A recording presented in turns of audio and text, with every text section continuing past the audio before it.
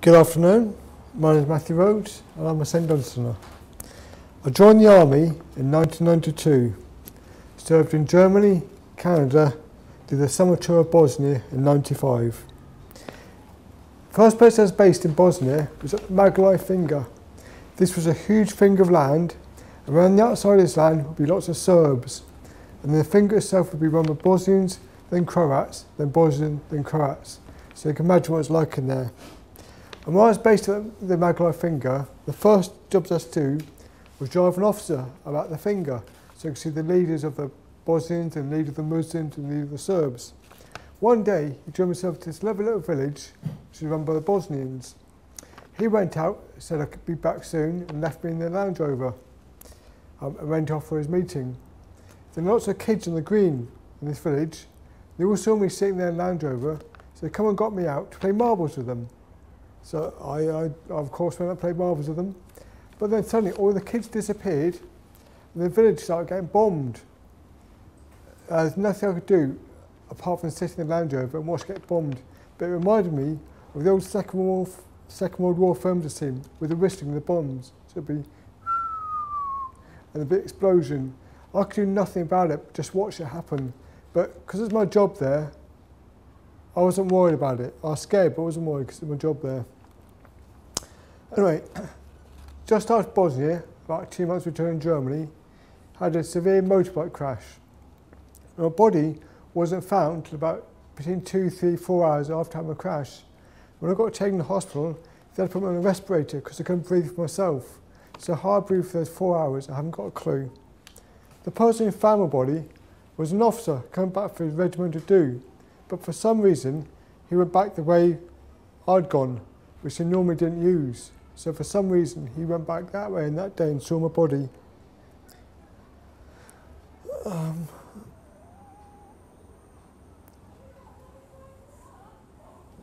Yep. So he saw me, the Germans took me up to a hospital and put me on a respirator machine. My mum, the army MODs, went round to her house and told my mum about what had happened to me and said that if I'm not dead yet, I'll be dead by the time she came out to see me. She came out to see me in Germany, and every morning she told me I'd be dead by the evening, and every evening I'd be dead by the next morning. That lasted for about a whole month of them saying that to her every single day. But I'm still here now today. When I was in the coma, after just the first 4 weeks, I went down from 12 stone to just 5.5 stone in only 4 weeks. Also, my heartbeat would sometimes go really fast, sometimes go really slow as 4 beats a minute. But my fitness there, which saved my life. About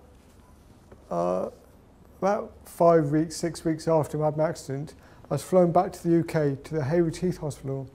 I was flown back in a VC-10, but because of my brain injury, the VC-10 had to fly below 1,000 feet. Wasn't allowed to go above it. So that must have been a really good fun if I'd been awake, but of course I wasn't. I was in Hayward Heath. I was in a coma for about 10 weeks.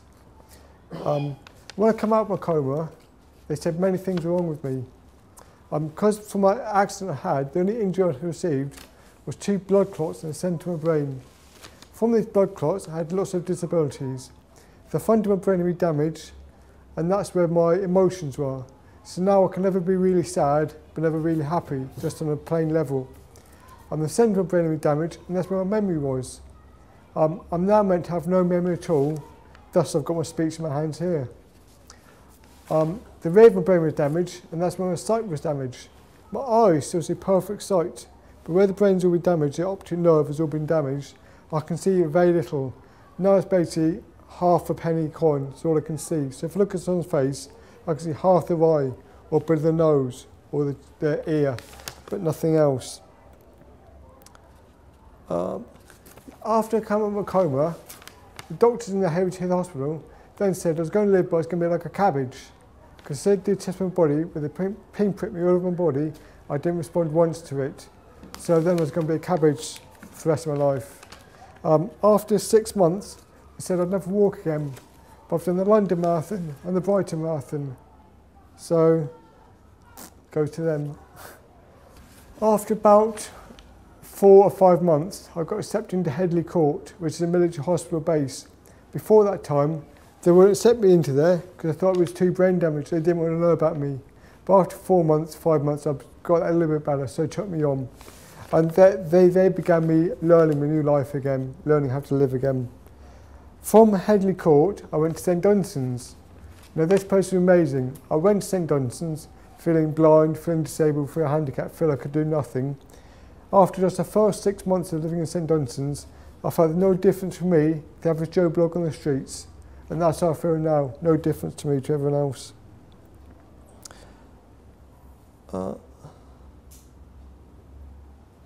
From St Dunstan's, I went into Hereford, where I went to College of the Blind.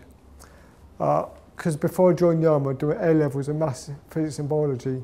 Went along to the Haywards College, studied there for a year and a half, but at the end of that time, the only thing I could remember was basically my name, because my memory was that bad. But life continues.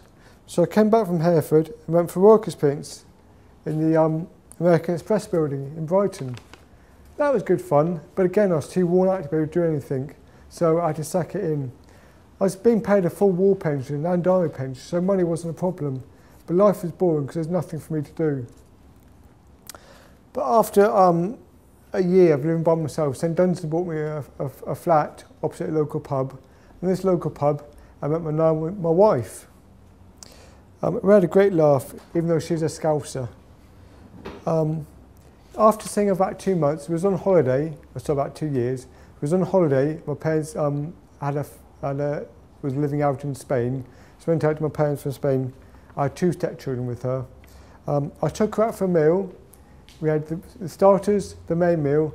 Then I got down on one knee and said to her, "Michelle, will you marry me? Will you become a wife?" To which she replied, "Get up off the bloody floor." We did get married at the end of this. But then her father, my father-in-law, got cancer of the throat from smoking so much. And so everyone was doing everything to help him. And I was thinking, what can I do? What thing can I do to help him out? And then I decided to do a skydive. I've done 5 skydives in the army, so I'll give it a go and go skydiving in Stevie Street. So I did that I organised about 6 months before my skydive and raised over £1,000 for cancer research. The skydive was great fun because I had to go tandem because of my disability, because I'm paralysed. I had to go with this X-Power. So in the plane, all the flight up to 12,000 feet, we just abused each other regiments. Ours was the best. Got to 12,000 feet, jumped out of the plane together. That then taught me something that I could do charity events to raise money for St Dunstan's. So from that day, since then, I've done a horse dressage competition, which I won and got into for the international level. I've done paragliding. I've done aqua paragliding, which I took from the back of a boat. I've done abseiling in London. I've swam from pier to pier off the coast of Brighton, just using one arm. So I've gone twice the distance, but in lots of half circles.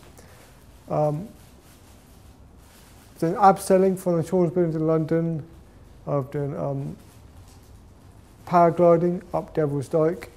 I've done the London Marathon in 2007, which took me 10 hours and 40 minutes. And I did the first Brighton Marathon, which took me 2 days. I was thrilled with them, but from doing the last marathon, I got really overtired. And so I can't do that again because it made me too tired. But luckily, in St Dunstan's, I was going there twice a week. One of the staff there said, have you ever had a go at painting? Which I replied no, for obvious reasons. I'd never tried it before my accident. I used to be right-handed. But after my accident, I was left-handed and also blind, so there's no point in trying it. But he said, do you want to give it a go? So I gave it a go. And I've done some great paintings, if I do say so myself. They're in this magazine, which will be handed around, or in this folder, which will be handed around now.